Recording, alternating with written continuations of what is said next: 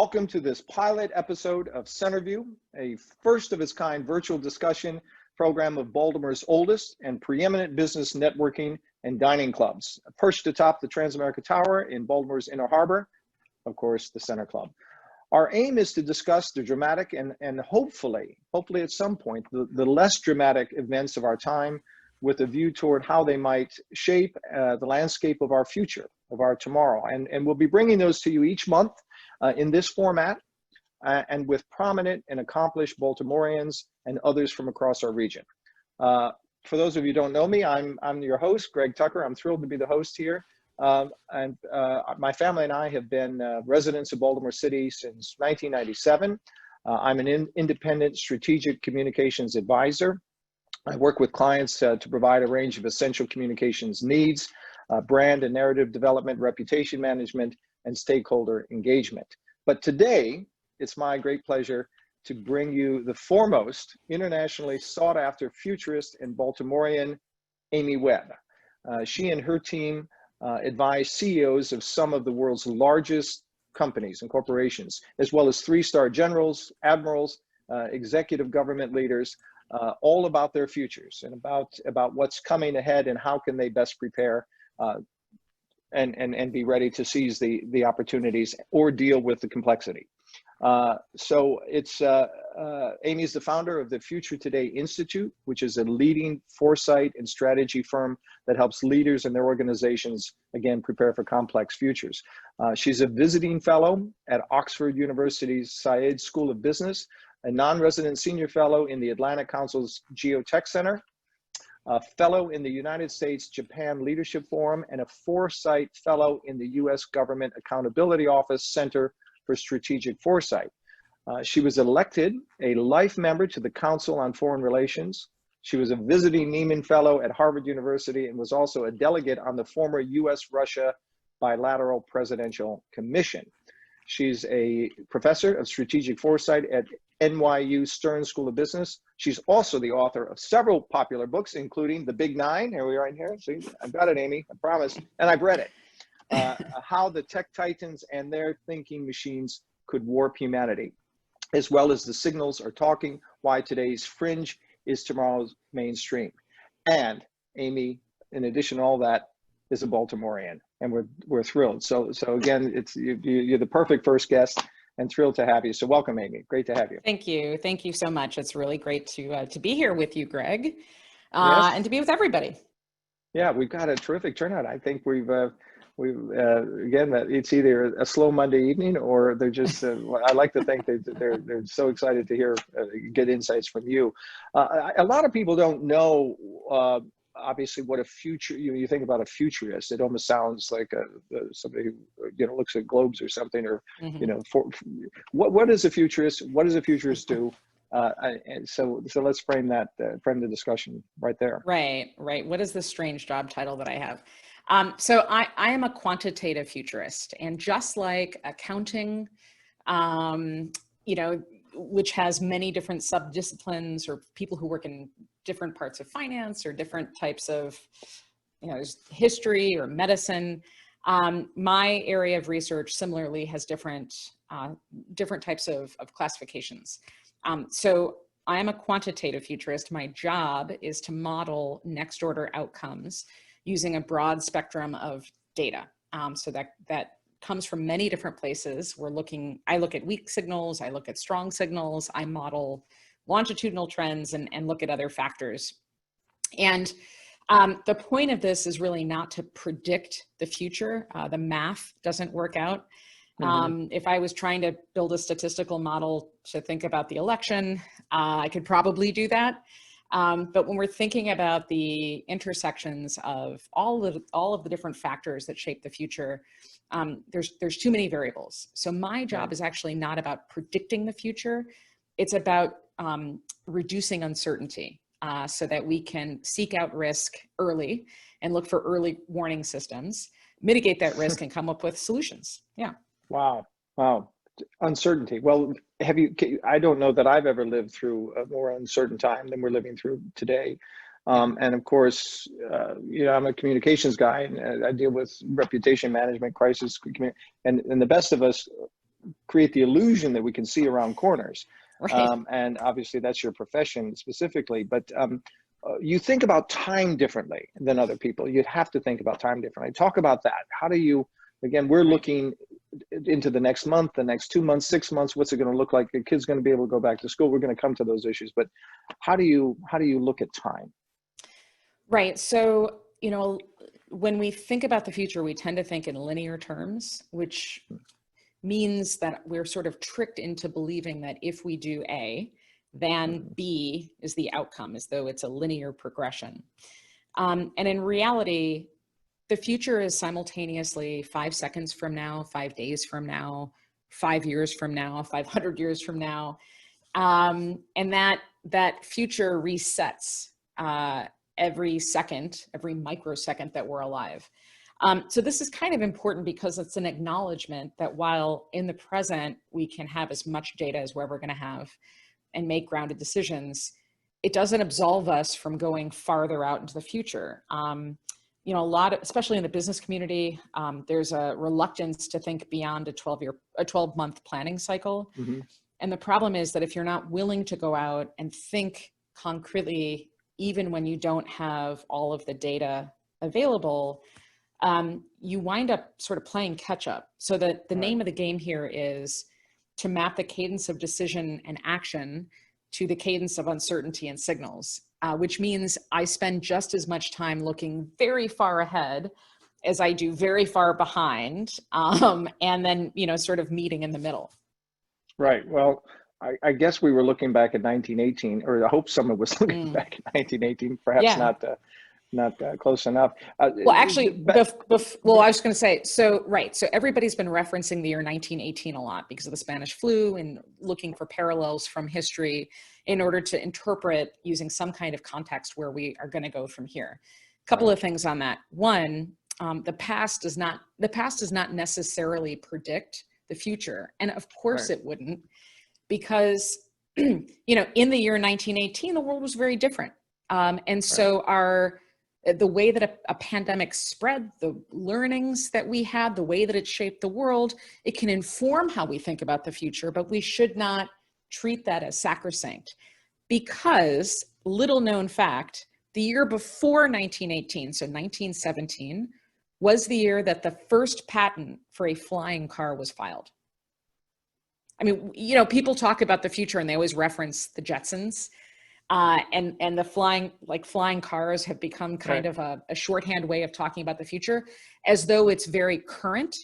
Mm-hmm. That technology is over 100 years old. And every year, every decade since the 1910s, people have filed patents and actually built cars with wings and made them fly. If you hunt around on the internet, there are ridiculous pictures of people who made flying cars that did take flight for a little bit.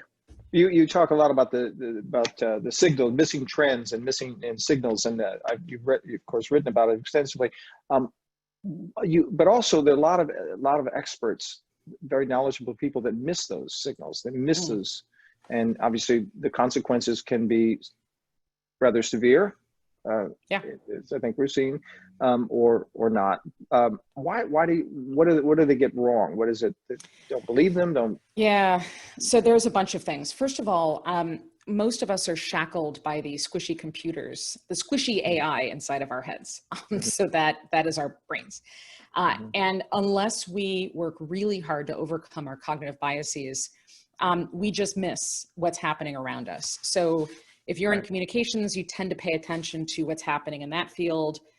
Or if you're in medicine, you tend to pay attention to what's happening in medicine, and you start losing the interconnectedness of other things. So one of the big reasons why people keep missing the future is because they're simply not paying attention to the right signals. But listening for more information can sometimes just generate a lot of noise. So the other piece of this is having some type of methodology to determine what's important, what's not, what's a signal, what's a longitudinal trend that's important, and then what are the next order outcomes and impacts. Right. Let's get specific here. Again, we're all wondering, wringing our hands, what's next, and how will we ever return to what we thought of as normal?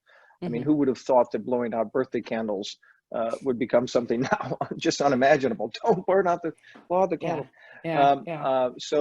The Associated Press had a story today, a fascinating story that my wife actually queued up to me, Catherine, and she, that futurists, it notes that futurists see the potential for worse, much Mhm. worse, and that their musings aren't for the faint of heart, quote unquote.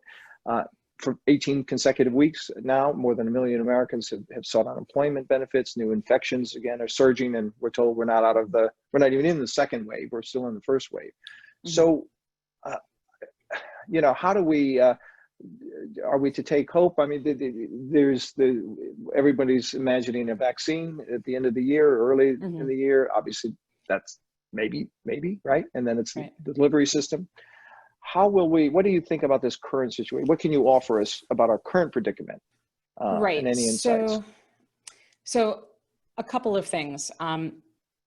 My so my job, my profession, is has a lot of very specific tools and frameworks and models. People who work professionally as futurists tend to have academic backgrounds like I do in game theory and economics, or math, as well as other. It's an Hmm. interdisciplinary profession. Being interested in the future is not the same thing as working professionally as a futurist. So I just want to highlight that because there are different types of futurism and futures work. There are people who work in speculative design and speculative fiction, and or they specialize in healthcare futures work. But it is a data-driven profession, and this is Hmm. important because I think everybody is really grappling with a soul-crushing amount of deep uncertainty right now. And when we don't see recognizable patterns, our brains kind of go into panic mode. And so in the midst of this anxiety, I think a lot of people are speculating.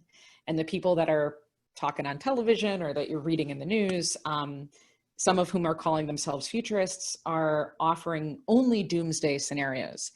Um, Most of us who do this professionally take a very pragmatic approach. And our job is to imagine the unimaginable. But that doesn't necessarily mean dystopian futures only. I happen to Hmm. believe that catastrophe can be a great catalyst for change, which is not, I'm not an optimist, I'm not a pessimist, I'm a pragmatist. So yes, we have serious issues to contend with. And yes, there are many different negative plausible outcomes. However, we're also seeing unbelievably interesting innovations happening at the same time. I mean, as one example, there were a lot of companies, including those in Baltimore, that had really put off workforce um, digitalization and transformation, who didn't have a choice because people can't go into work now. So one offshoot from this will be more people who have the ability to work remotely in a safe and secure way. I realize that doesn't sound super exciting, but we're already seeing shifts in telemedicine and telehealth. There have been huge innovations and more Right. investment now in Right. synthetic biology. So yes, when I get asked, the number one question that I get asked, Greg, is what is the new normal? And my answer is, I don't know. And we're not going to know for a while. So if you absolutely must have an answer to that question, our new normal is chaos, is Uncertainty, right? uncertainty and chaos. Right. Is uncertainty. And what does that tell you though? The insight that you derive from that is we must get better at making incremental decisions, Right. and not allowing our limbic systems to govern every decision that we make. Exactly. What I would imagine you get evaluated, or I don't know if you all you get together in a room with a bunch of other futurists, but you get things right, I guess, or you get things you get Yeah. close to imagining or advising your clients in terms of what to expect. What have you got in your career? What has surprised you, or what is the thing that you were proven right about or wrong?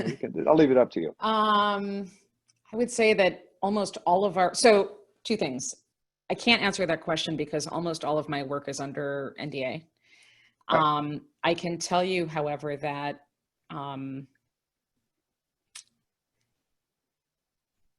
a lot of the warnings that have to do with misinformation and other things, we told the right people about in the right time, and they've failed to act. Mm-hmm. Yeah. Mm-hmm. Interesting.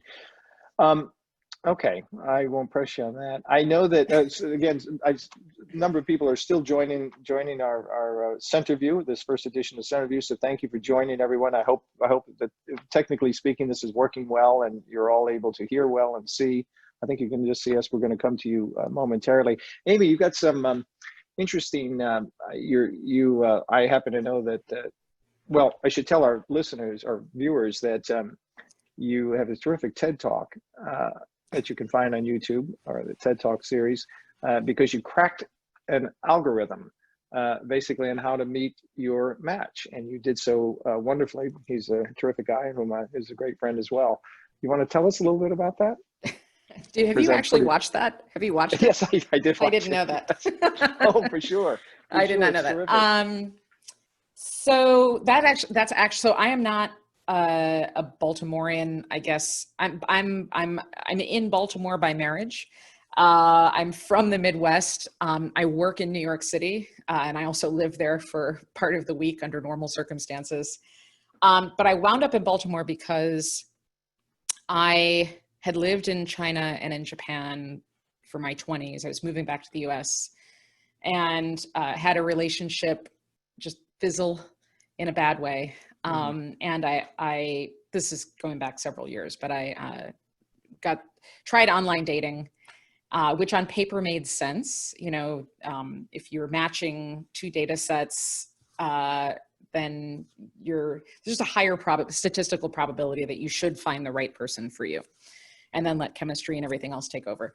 Anyhow, I found at the time that all of the dating sites and apps were basically just matching people by zip code and nothing else, which makes sense because the business model is predicated on subscriptions versus matches. Because if you match with somebody, then you don't need it anymore.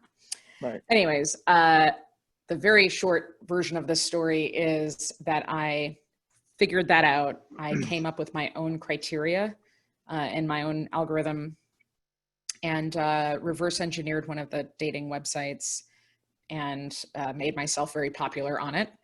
And through a series of different steps, wound up meeting my husband that way. Yeah, we are still together. It's been 13 years, and well, it's a popular. It's great. It's a very popular TED Talk. I remember my daughters had to watch it in school.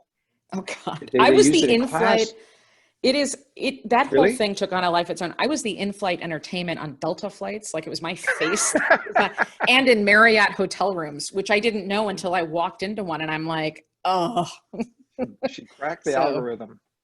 Yeah, that's actually it's being turned into a movie. They had started shooting and had to pause, but at some point, I guess that's going to be out in video of some kind. Let me turn back to something obviously very topical. You know, that we think of something like the coronavirus. That's, you know, inevitably they will find a vaccine. They will be able to deal with it. It will then be a process of distribution and getting as many citizens, residents of the country vaccinated. There are other complex issues though that are probably less, you know, a panacea for. And it's, you think about the severe social disruption we're living with, and what's going on across the country. What does that foretell? What does that offer us? So, you know, I come back to this all the time. I think that one CEO or one world leader or one mayor or one city council president's risk perceptions can become everybody else's problems. Or conversely, their lack of seeing what's possible can rob a place, a country, a people, a city of its future. Here's a really short thought experiment. Right. So right now, there is a great tech migration happening. So Google is going to announce soon that its 200,000 employees are going to be working from home probably until the end of next summer. Facebook has said that it plans to have a more permanent work from home situation. So what's happening is we've got people who were priced out of the San Francisco market looking for other places to live. And there's been a flood of tech people who work in tech into Barbados, for example, which has made it, they're like, even with the virus, they've made special visas. They made it easy as possible for people to come here. So think about the city of Baltimore for a moment. You know, what would the city of Baltimore potentially have to offer, or in what circumstance would tech migrants start to move to other places? You would need abundant housing. You would need a digital infrastructure that exists, right? And you would need a city that's like, that is actively courting. So as I think about all of the sort of constellation of problems that we have in this country, a lot of them, and especially the city of Baltimore, it comes back to a lack of long-term vision and serious economic modeling. It hasn't happened here. I'm happy to argue all day long with anybody who wants to, but the fact is, Baltimore could be so much better off than it is if only there was a strategic plan that was longer term, that was driven by public-private partnerships, and politics was kept out of it. Politics and city management incompetence, which is what I see across every part of the city's infrastructure. If the city of Baltimore doubled down and said, listen, we've got world-class hospitals, we have ample housing, we have great technology infrastructure, we have a great airport, where Amtrak is here, you can easily get anywhere else that you want to go. Right. Crime, yes, we have crime. Yes, the schools aren't that great, but you're all in your 20s. By the time that you're ready to start having kids, you know, things will pick up because we're going to provide property tax incentives. We're going to make it easy for you to move into some of the abandoned properties. You know, think of the different situation the city could be in 10 years. Right? But that takes coordination and planning and execution. And regardless of who is in office, you have to do more than believe on a bench, right, in the city. So those yes, things can be a rallying cry, but in the end, it's about, you're saying, public-private partnerships that in the make end, it it is about leadership. And it is about public-private partnerships, and you have to have the right stakeholders at the table. I have not seen that happen yet. And until everybody decides, you know, the people who, I'm not from here. The thing that I think Baltimore is this little jewel that has, claim you. Well, listen, the thing that continues to bother me about this place is that there's so much potential. And at every turn, it's just, right. Like, to me, this is an addressable issue and a solvable problem. But I keep seeing complete ineptitude from city managers and different departments and leaders. I see public-private partnerships that are much more about the private and much less interested in the public. You know, and it's sorry, I know I'm super off script right now, but it's it is a shame. It is a shame because this place could be so much better. I mean, I in many ways, I love living here. But I could not in good conscience tell all of the friends and the people that I know who are migrating, the tech migrants who are leaving the Valley, I could not in good conscience tell them that this is the place to set up, which is a shame. It's a huge missed opportunity. I'll stop. Well, all good points you make, and this is to be an unvarnished and obviously not intended to be political, but I'm very honest, and your view is what we're after. So, all in all, well, I want to ask you: are you hopeful? Is it you know, certain things have to happen, and of course there is this cyclical reality that maybe new leaders or new trends develop. What is your short take on the future of our beloved city? Yeah, I mean, I'm so a lot. To be fair, my professional area, I'm much stronger on risk than I am on opportunity. That being said, I'm not a pessimist. You know, I have hope, like the one thing that keeps me going in the middle of all of this is I don't think the future is written yet. I think we create it every day. Right. So if that's the case, that tells us that we have agency.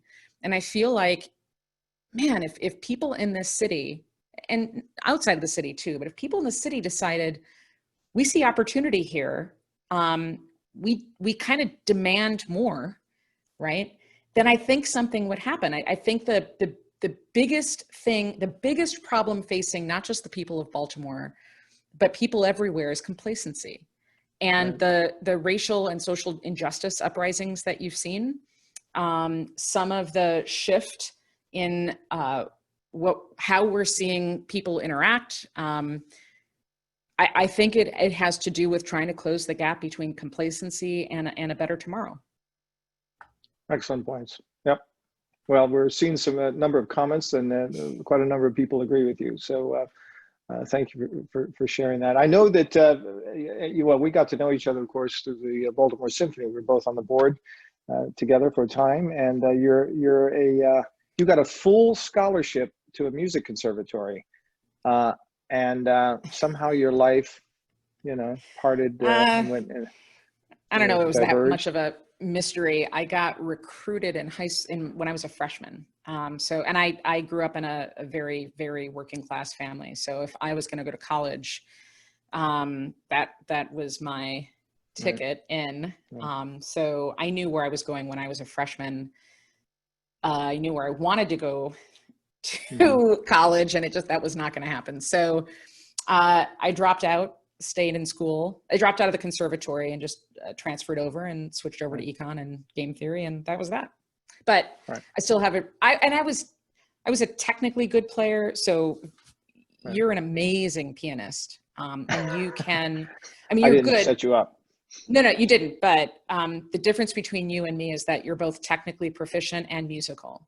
I'm technically proficient, but I lack the interpretive ability and the musicality that you have, which is why when you play an instrument, it sounds amazing. And when I play an instrument, it sounds robotic. So I just what's the point? I'm never going to be good. So but everyone's going to think I set you up to pay me that compliment. No, thank you. You're very generous. No, when I now say to go to your Instagram and listen to your little daily concerts, that sounds like a setup. Yeah. Okay. All right. I know everyone's dying to get in on this conversation. And but before we go to our questions, before we turn everything to our audience, I'm going to let everybody turn the videos on and unmute, or, when you're asking a question. We're going to play a real lightning round of trivia questions about Baltimore. This is a fun sort of thing that we'll make it part of all of these going forward. So let's see how many you can get right being a transplant. True or false? In 1743, the National Lacrosse Association was the first professional sports organization established in the United States and right here in Baltimore. True or false? The National Lacrosse Association. I didn't even know what lacrosse was until I came here. I have no idea. 1743, when did our country get founded? That seems false, I guess. A little bit after. Seems false? False? Yeah, I'm going to go with false. Okay. Ding. Well, you're answer. Correct. Ding, ding, you're right. It's you're correct, and you're false, and claiming it's false is the Maryland Jockey Club. Okay, true or false? 1816, Baltimore was the first city in America to light its streets with liquid nitrogen. True or false? I feel like liquid nitrogen would have been a strange substance to use. I feel like natural gas makes sense, so I'm going to go with false. False, okay. Hydrogen gas. Okay. So it's false, yeah? It's false. You're right. Okay.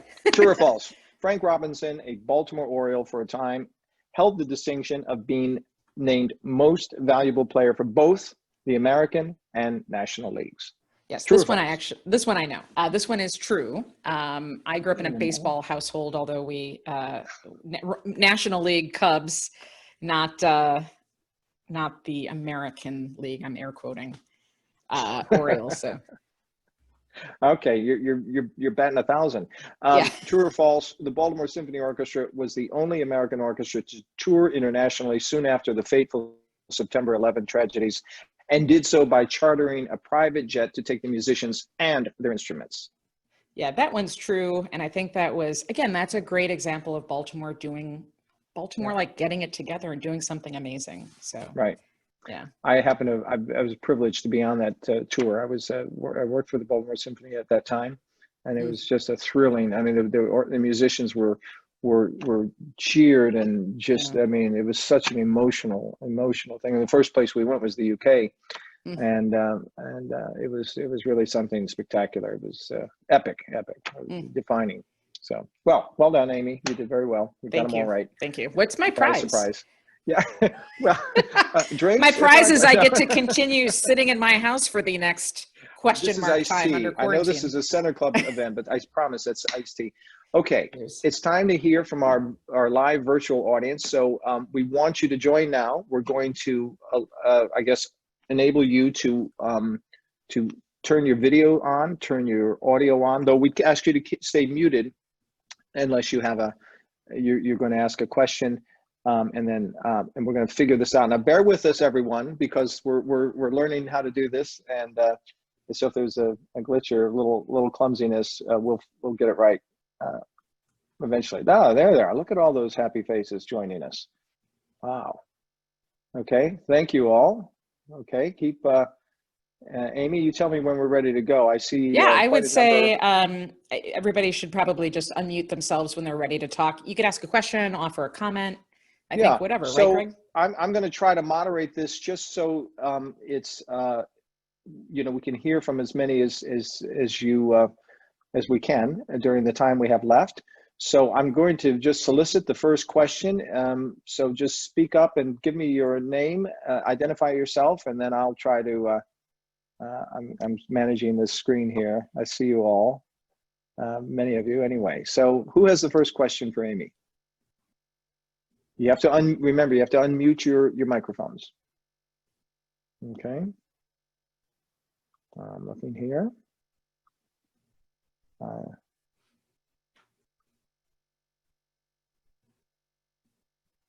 Okay, come on. I know there's. Well, people have definitely been leaving a lot of. Yeah, lots of comments chat on the side. Who's got a question for Amy? Alan, here, let me. Alan, you know is what? that you? Let me. Alan, you're muted. I know what the problem is. There we go. That should be fixed now. I think everybody was not allowed to unmute themselves. Sorry about that. Okay, you're now allowed Greg, to unmute. Can you hear me? Yes. Sorry, but my husband is in one part of the house and I'm in another watching. Ellen so Troyer, I happen to know. I know your voice, Ellen. I can't see you. Ellen. That's Troyer. okay. That's okay. You don't want to see me. I'm cooking dinner. Okay, long time violinist with the Baltimore Symphony Orchestra. It's terrific you joined. So my question for Amy is, does she see any help that AI could give? And just letting you know, Amy, I've read your books, so I'm especially the most recent one. But is there anything that AI could help with as far as contact tracing with coronavirus and/or distribution of the vaccine to the general public when it becomes available? So, hey, Ellen, it's good to Smaltimore. It's good to hear your voice. So that's a two-part question. The first has to do with managing the distribution of the vaccine. The second has to do with contact tracing. In terms of the distribution of the vaccine, one of the challenges is that the supply chain is pretty complicated. So the supply chain for the vaccine, first of all, requires having the vaccine itself, and then the components like the syringe, the vials, and everything else that go into it. And then unfortunately, we're seeing a rise in vaccine nationalism, and countries kind of, rather than collaborating as they have in the past, there's an increase right now in competition rather than collaboration. Those are problems that artificial intelligence doesn't really solve. So if, trying to find speedier methods or find better efficiencies in the supply chain, maybe depending on the variables, but there's no magical AI wand for this one. Now, one place that artificial intelligence is helping is in speeding some of the testing that happens. Historically, you've got graduate students sitting in a lab having to sort of tinker little by little as they're doing experiments. automating some of that process and using evolutionary algorithms as a way of speeding up some of that drug discovery. So there's that. In terms of contact tracing, you know, the problem with contact tracing is who owns the data chain and what does the accountability look like? Right. We have so many different people and organizations in the loop. The problem is at what point, who builds the workflow and the architecture? How do you gain people's trust? I mean, there's actually quite a bit we can learn from studying HIV in Africa and people's willingness to submit to testing and to disclose their information. But we are entering, unfortunately, this era of coronavirus at the same time that we have declining trust in our institutions. So all of that points to more challenging contact tracing. And again, this is just not a place where AI helps that problem. Now, AI can automate parts of those workflows, or machine learning can be used to detect new patterns. So there's that. Great. Thank you, Ellen, for your question. Thank you. Next question. Hi. Just unmute. Is Alan that here. Alan? Yes. Hi, Alan. We can hear you. Go ahead. Okay. I'd like to hear the questions or answer to what the future of technology is going to be like for us in the next 10 years with regard to energy uses, other uses of technology, battery, where is Tesla going? So anything you could help us with in predicting with technology in the future would be helpful. Sure. So I should have mentioned at the top of all of this. So all of the work that we do at the Future Today Institute is open source, and we make all of our research freely available. So I'm mentioning that because we have we produce an annual report where we sort of track longitudinal factors and trends over time that you can download for free. There's a big section on energy. So probably from, again, my point of view, looking at smart grid infrastructure, which there wasn't as much a sense of urgency before, but now that the consumption patterns have changed drastically, because you have people working from home for indefinite amounts of time, that has been a little bit of a cause to, in some cases, to modernize smart grid systems. China, I mean, it depends on how wonky you want to get. China's been experimenting with ultra high voltage, long distance transmission, which is really interesting, but it also sets the stage for China being an exporter of power in ways that we just haven't thought through before. Batteries continue to beguile and challenge the community of scientists and technologists. It's really hard to build a battery, and there's plenty of people who are working on that. But there's really interesting research in the area of synthetic biology, where not only are we looking at new ways to store information using DNA, for example, as the receptacle, but also to create new processes and techniques. That being said, when synthetic biology was first trying to get into the biofuel area, the whole thing collapsed. There were a lot of promises made, didn't work out really well, but I don't think that necessarily predicts what happens from here. But it's a big area with, you know, So a ton of Amy, research. your website, it's Future Institute. Oh, sorry. Yeah, Future Today. I can drop it in the chat. It's futuretodayinstitute.com. Future Today, so not Future Institute Today, futuretodayinstitute.com. And it'll be in the chat box. Yeah, and if you can also, I'm very easy to get a hold of. You can find all of our research and our reports there, but if you want, if you can't, you know, message Greg, message me, message the Center Club, and I'll get you a copy of the report. Thank you, Amy. Thank you, Alan. Thank you for your question. Okay, next question. Who's got one? Remember, unmute. They can all unmute, right, Amy? Yeah, everybody can self-unmute. While I'm waiting for the person to ask the question, I'm going to ask one just to keep things moving here.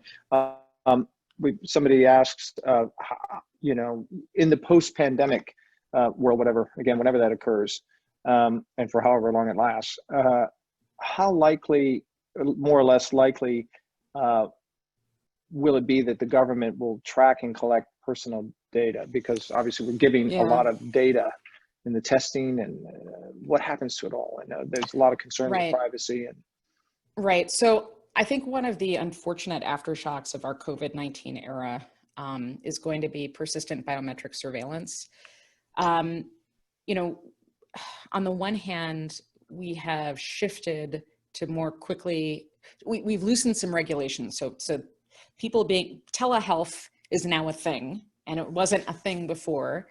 And that had to do to some extent with data and how they're collected. So that's a good thing. But, you know, in all likelihood, in order for us to return to our offices and to the airport and to business trips and fun trips, you know, we're going to have some type of touchless ecosystem. And as a result, just a lot more facial scanning. And quite honestly, like, I don't need your face to recognize who you are. There are plenty of other ways to mine and refine you. The way that you walk, the way that you talk, the unique ways that you type. So I think that we are seeing especially in the United States, a sort of wild, wild west approach to this. Obviously in China, we know that there's kind of a panopticon approach to surveillance, and they're exporting that. It's a whole other talk for a whole other situation, a whole other time, but they're in the process of exporting a lot of that surveillance technology, you know. And in Europe, there's just a very sort of heavy hand of regulation. The thing that we have yet to resolve in the United States are short-term demands, short-term market demands that get us all back to work and kickstart the economy again, versus long-term societal values and how we think about personal data and who owns those data and who can have access to the data. And that is unfortunately, I don't think we're going to resolve that before we have appropriate vaccines so that everybody's inoculated. So I think that creates a vulnerability for us. Okay. Hello. Good. Hello. Yes, go ahead. Hi, it's Shanisha. Greg, thank you. Hi, Shanisha. Nice to. Amy, this is a great talk. You're very smart, and I'm very glad that this is the talk. So my question is about the future of cities, and just given in relationship to COVID, the preference for low density versus high density. What's the future of cities, and not just like a city like New York or Tokyo, but also size cities like Baltimore? Right. So I don't, there's not necessarily a direct correlation between the density of a city or the size of the city and the prevalence of COVID. It has to do with other factors like how well staffed hospitals are and access to public health and other things like that. That being said, this tech migration that seems to be kind of a blip or doesn't seem to be all that important.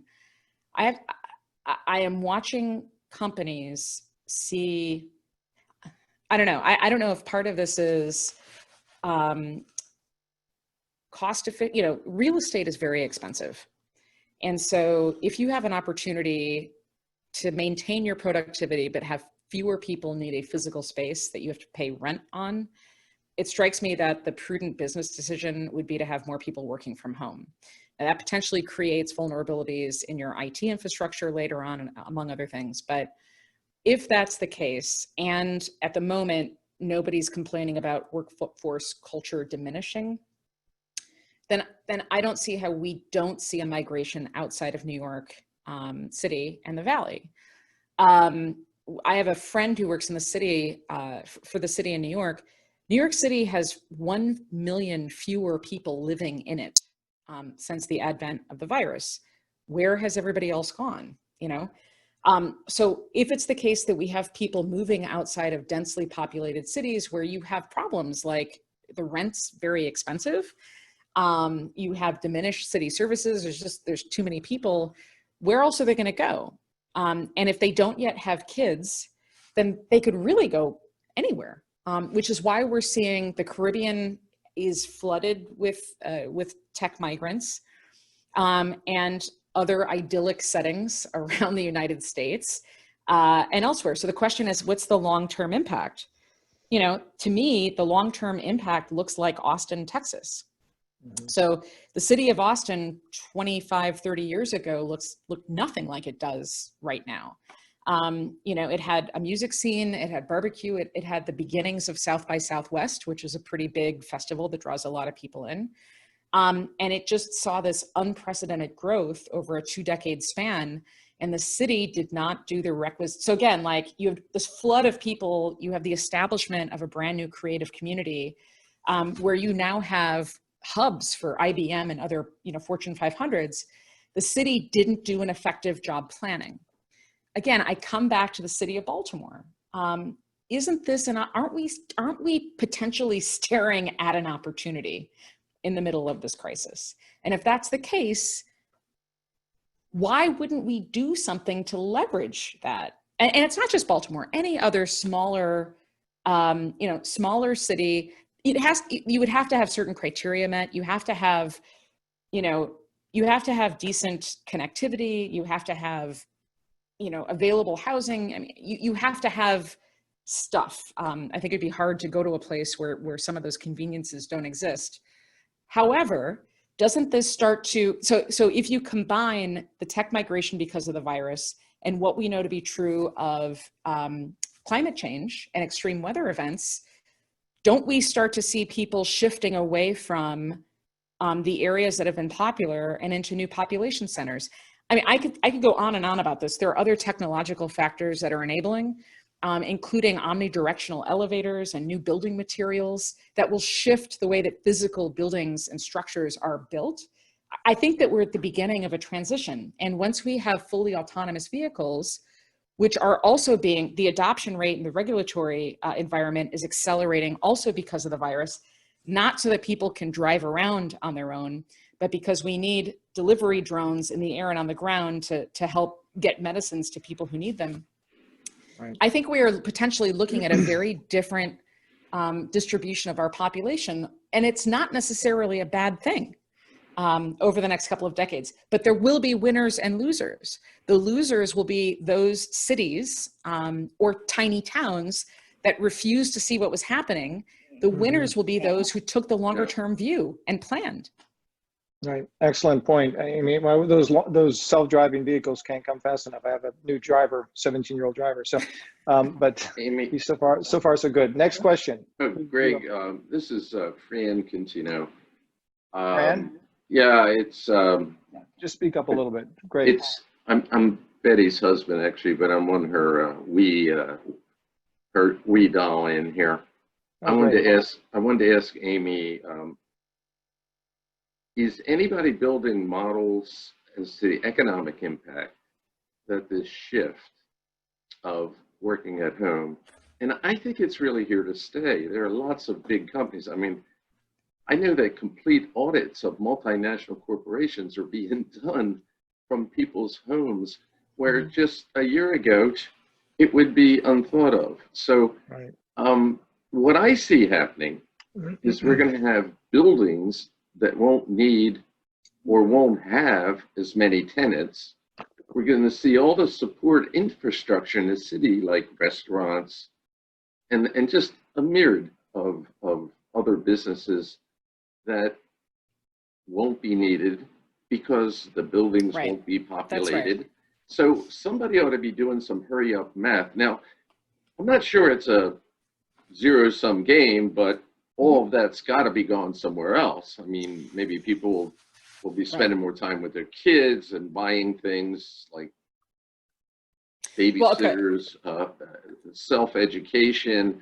We'll be buying more food in the grocery stores. We'll be cooking more ourselves. I mean, there's a different model, and I think most cities are probably kind of aware of it, but nobody's working on it. What do you see in the future? So again, my favorite question to ask everybody is, what would it take for A to be B, right? What would it take for X to be Y? So if it's the case, I mean, I can tell you that the space, our office in New York is half of our floor is vacant and has been for a long time. And I renegotiated our rent because I know it's, you know, they'd rather have half than none at all. you know, the question is, this solves some problem for some people, which is to say, you know, yes, the fact that it's $2 million for a teeny tiny, you know, postage stamp sized apartment in the Valley is ridiculous, right? However, what happens to the rest of the economy when those people leave? It's not just, so you've got real estate, you have the service workers, you've got all of the ancillary, you know, you have an implosion. Now, the question is this forever? You know, I don't see any data to suggest that people working, that the new model is working from home permanently, everybody. What would it take for that to be true? It would take technological infrastructure. You know, everybody's been thanking our hospital workers, and we should continue to do that. Nobody has been thanking the IT community and the chief, you know, the CSIOs and the information security officers who are keeping everything running. But I don't know how long that lasts. It also makes us a little vulnerable. So the real answer to your question is that we don't know what the long-term outcome is yet. We have to plan for multiple scenarios and be willing to make incremental decisions because things are continuing to move. You know, there's a whole other piece of this, which has to do with cybersecurity and threatening parts of our digital, or parts of our critical infrastructure, which are our networks.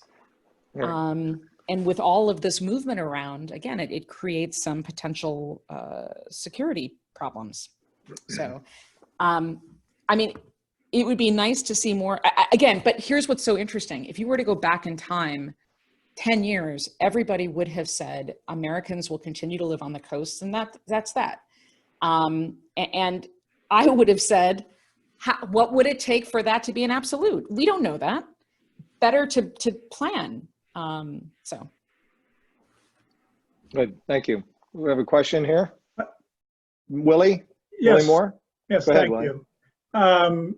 Amy, you've touched on climate change and just the broad implications of that, the potential where many of the worldwide oceanfront cities or tidal waterfront cities in 30 years may be severely impacted by just the rise of tidal waterways, to talking to infectious disease experts at Hopkins who will say that climate change, what we're going through right now, last time it happened in a big way was 100 years ago. And with climate change, we ought to plan on this happening once every 5 years or 10 years, could be a very real possibility. So I wonder what your take is on the economics and just sort of outlook for humanity as it relates to climate change. Well, I'm Amy, glad I'm that going to just, we're going to. Last question. Yeah, well, Okay. We'll see. Yeah, okay.